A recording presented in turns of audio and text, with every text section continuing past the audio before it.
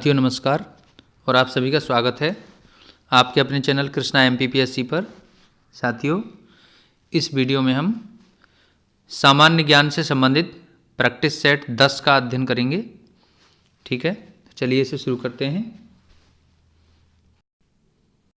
देखिए साथियों, पहला प्रश्न है, प्रकाश छोटे छोटे कणों से मिलकर बना है जिसे कहते हैं। ठीक है, देखिए जैसे इसे क्या कहते हैं, परमाणु, फोटोन, पॉजिट्रॉन या फिर फोटोन। देखिए दोस्तों, भौतिकी में फोटोन या प्रकाशाणु या प्रकाश और अन्य विद्युत चुम्बकीय विकिरण के मूलभूत कण को बोला जाता है। ठीक है, तो आंसर क्या हो जाएगा, फोटोन हो जाएगा। ठीक है, फोटोन। ठीक है, अगला क्वेश्चन है, देखिए दोस्तों अगला क्वेश्चन क्या है, प्रकाश का तरंग सिद्धांत किसके द्वारा प्रस्तावित किया गया था। ठीक है, देखिए प्रकाश का तरंग सिद्धांत, तो प्रकाश का तरंग सिद्धांत किसने दिया था। देखिए दोस्तों, प्रकाश का तरंग सिद्धांत दिया था हाइगेंस ने। ठीक है, हाइगेंस के द्वारा दिया गया था। ठीक है, हाइगेंस न्यूटन के समकालीन जर्मन विद्वान हाइगेंस, इन्होंने सन 1678 ईस्वी में, कब दिया था, 1678 ईस्वी में ये सिद्धांत दिया था। ठीक है, वेव थ्योरी ऑफ लाइट, इसको हम क्या कहते हैं, वेव थ्योरी ऑफ लाइट। ठीक है, अगला क्वेश्चन है, देखिए ये दूसरा क्वेश्चन, देखिए दूसरा क्वेश्चन क्या है, देखिए प्रकाश तरंग किस प्रकार की तरंग है। ठीक है, प्रकाश तरंग किस प्रकार की तरंग है, तो देखिए प्रकाश तरंग है अनुप्रस्थ तरंग। ठीक है, अनुप्रस्थ तरंग। ठीक है, अनुप्रस्थ तरंग कौन सी होती है, देखिए अनुप्रस्थ तरंग वो होती है जिसके दोलन तरंग संचरण की दिशा के लंबवत होते हैं। ठीक है, तरंग संचरण की दिशा के लंबवत होते हैं। ठीक है, अब देखिए अनुप्रस्थ तरंगें कौन सी होती है, विद्युत चुम्बकीय तरंगें होती हैं। ठीक है, विद्युत चुम्बकीय तरंगें, विद्युत चुम्बकीय तरंगें, विद्युत चुम्बकीय। ठीक है, चलिए अगला क्वेश्चन देखते हैं। देखिए साथियों, अगला प्रश्न क्या है, निम्नलिखित में से कौन सी प्रघटना यह निर्णय लेने में सहायक होती है कि प्रकाश एक अनुप्रस्थ तरंग है। ठीक है, देखिए यह घटना होती है ध्रुवीकरण की, पोलराइजेशन बोलते हैं इसको। ठीक है, पोलराइजेशन, ध्रुवीकरण।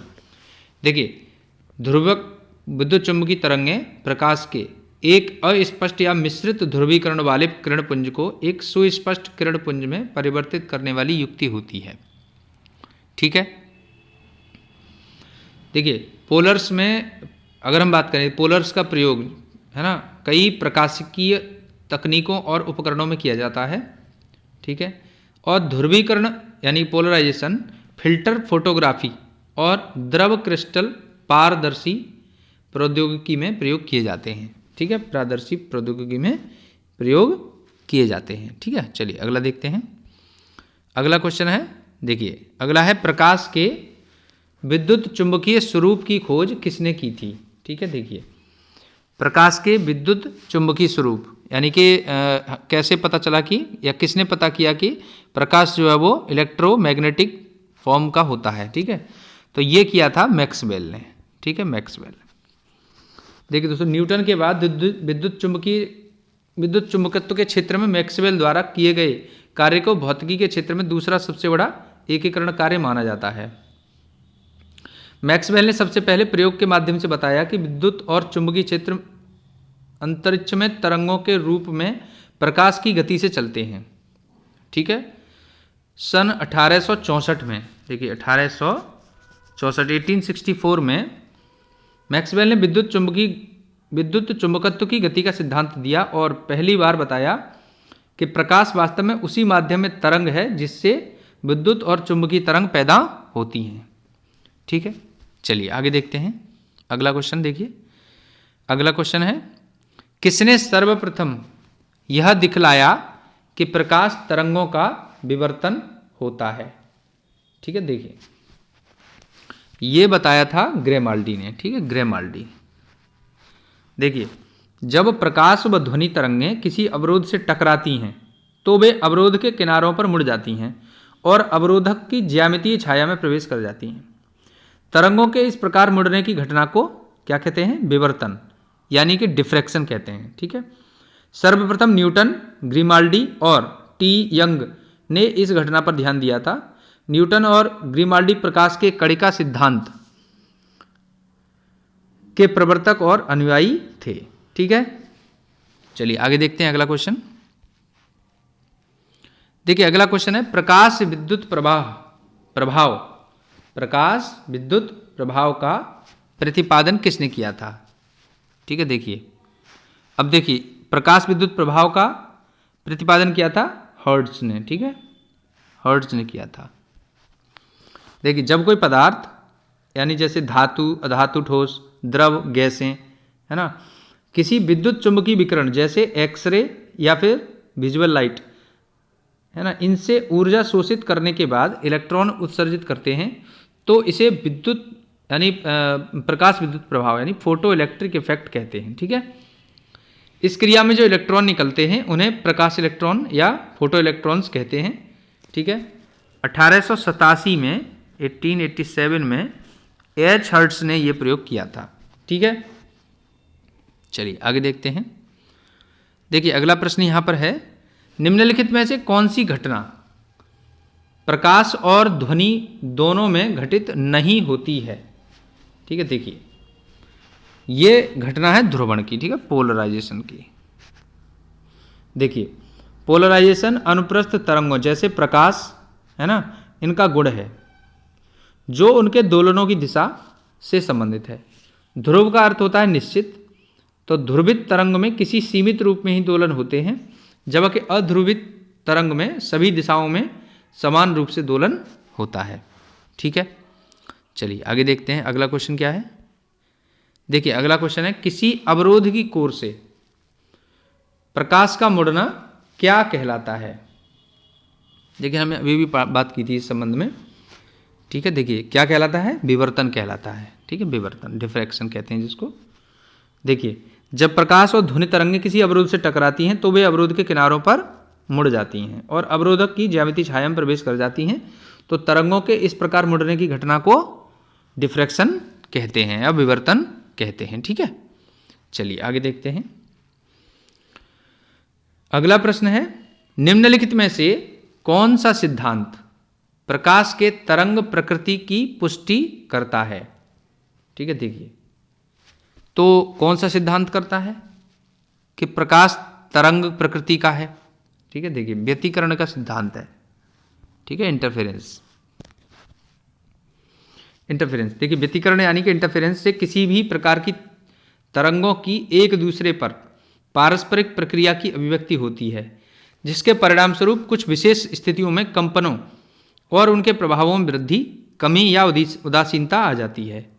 ठीक है, चलिए आगे देखते हैं। अगला प्रश्न है प्रकाश विकिरण की प्रकृति होती है। प्रकाश विकिरण की प्रकृति होती है, कैसी प्रकृति होती है। देखिए दोस्तों प्रकाश विकिरण की प्रकृति तरंग और कण दोनों के समान होती है। ठीक है, देखिए तरंग कण द्वैतता अथवा तरंग कण द्वित्व सिद्धांत के अनुसार सभी पदार्थों में कण और तरंग दोनों के ही लक्षण होते हैं। ठीक है, जिस स्तर पर मनुष्यों की इंद्रियां दुनिया को भांपती हैं उस स्तर पर कोई भी वस्तु या तो कण होती है या तरंग होती है। ठीक है, लेकिन एक साथ दोनों नहीं होते। परमाणुओं के बहुत ही सूक्ष्म स्तर पर ऐसा नहीं होता।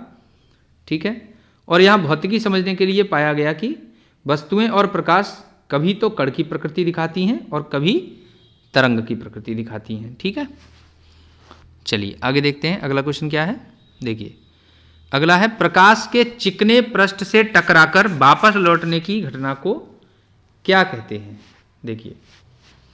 देखिए जब प्रकाश किरणें एक पॉलिश युक्त पृष्ठ यानी माध्यम पर आपतित होती हैं या गिरती हैं तो यह उसी माध्यम में पुनः लौट आती हैं। ठीक है, तो समान माध्यम में प्रकाश की किरण के लौटने की इस घटना को हम क्या कहते हैं, प्रकाश का परावर्तन कहते हैं। ठीक है, प्रकाश का परावर्तन। ठीक है, चलिए आगे देखते हैं। अगला प्रश्न है, देखिए अगला प्रश्न क्या है, प्रकाश में ध्रुवण की घटना। प्रकाश में ध्रुवण की घटना से यह सिद्ध होता है कि प्रकाश तरंगे हैं। ठीक है, देखिए तो कैसी तरंगे हैं, देखिए अनुप्रस्थ तरंगे होती हैं। ठीक है, अनुप्रस्थ तरंगे, अनुप्रस्थ तरंगे उन तरंगों को कहते हैं जिनके दोलन, ठीक है, तरंग संचरण की दिशा के लंबवत होते हैं। ठीक है, और इसके अलावा विद्युत चुंबकीय तरंगें कैसी होती हैं, अनुप्रस्थ तरंगें। ठीक है, लॉन्गिट्यूडनल वेव्स। चलिए आगे है, देखिए अगला क्वेश्चन क्या है। देखिए अगला क्वेश्चन है, सूर्य लगभग 4 × 10⁻26 जूल प्रति सेकंड की दर से ऊर्जा दे रहा है। सूर्य से इतनी ऊर्जा निकलने से उसका द्रव्यमान किस दर से कम हो रहा है। ठीक है, देखिए तो ये है 4 × 10⁹ किलोग्राम प्रति सेकंड। ठीक है, ये है। चलिए अगला क्वेश्चन देखिए, अगला है प्रकाश का वेग सर्वप्रथम किसने ज्ञात किया था। देखिए प्रकाश का वेग सर्वप्रथम किसने ज्ञात किया था, रोमर ने। ठीक है, रोमर ने। देखिए हम जानते हैं प्रकाश का वेग कितना होता है, तो ये होता है 3 × 10⁸ मीटर प्रति सेकंड। ठीक है, प्रकाश की चाल कहते हैं जिसे हम स्पीड ऑफ लाइट, और इसे हम ज़्यादातर सामान्यतः c से डिनोट करते हैं। ठीक है, तो अब देखिए ये क्या है, 17वीं सदी के मध्य तक ये धारणा थी कि प्रकाश का वेग अनंत होता है, अर्थात उसे एक स्थान से दूसरे स्थान पर पहुंचने के लिए कुछ भी समय नहीं लगता है। ठीक, लेकिन गैलीलियो ने प्रकाश की चाल को मापने का प्रयास किया था, परंतु उनके प्रयोग में मानव प्रतिक्रिया काल से होने वाली त्रुटि की वजह से वे प्रकाश की गति को मापने में नाकामयाब रहे। ठीक है, लेकिन 1676 में, ठीक है 1676 में रोमर ने बताया कि प्रकाश का वेग तीव्र होने के बावजूद भी परिमित है, यानी कि मापने योग्य है, और उन्होंने बताया कि ठीक है ये कितना है। ठीक है, चलिए आगे देखते हैं। अगला क्वेश्चन है, प्रकाश का वेग अधिकतम होता है। देखिए प्रकाश का वेग अधिकतम कहाँ होता है, तो देखिए ये निर्वात में। ठीक है, वैक्यूम में सबसे ज़्यादा होता है। ठीक है, देखिए स्पीड ऑफ लाइट तो कितना है, हमने पढ़ लिया है 3 × 10⁸ मीटर प्रति सेकंड होता है। ठीक है, अगला देखिए माध्यम के तापमान में वृद्धि के साथ प्रकाश की गति। देखिए दोस्तों, माध्यम में तापमान में वृद्धि के साथ प्रकाश की गति में कोई परिवर्तन नहीं होता है, यानी कि वैसी ही रहती है। ठीक है, नो चेंज। तो प्रकाश, देखिए तापमान का प्रकाश की गति पर कोई असर नहीं होता है ना, यानी कि अनचेंज्ड रहती है। ठीक है, अनचेंज्ड, ये ध्यान रखने वाली बात है, अनचेंज्ड रहती है। ठीक है, अनचेंज्ड। देखिए दोस्तों अगला क्वेश्चन क्या है, जल, कांच व हीरे में प्रकाश की चाल निम्न क्रम में होती है। तो देखिए जल, कांच और हीरे में अगर हम बात करें तो सबसे ज़्यादा चाल जो है कहाँ होती है, देखिए जल में होती है, और उसके बाद कांच में, और उसके बाद फिर हीरे में होती है। ठीक है, और अगर हम बात करें प्रकाश की चाल सर्वाधिक कहाँ होती है, तो सर्वाधिक होती है निर्वात में। ठीक है, निर्वात यानी कि वैक्यूम। ठीक है, निर्वात यानी कि वैक्यूम में सबसे ज़्यादा होती है। ठीक है, चलिए आगे देखते हैं। देखिए अगला क्वेश्चन क्या है, अगला प्रश्न है, चंद्रमा से पृथ्वी तक आने में प्रकाश को लगभग कितना समय लगता है। ठीक है, देखिए चंद्रमा से पृथ्वी तक आने में प्रकाश को लगभग 1 सेकंड का समय लगता है, 1 सेकंड। ठीक है, देखिए लाइट अंतरिक्ष के माध्यम से केवल, देखिए ये होती है ना 186,000। ठीक है, ये मील प्रति सेकंड, मील प्रति, देखिए मील लिख देता हूँ यहाँ पे।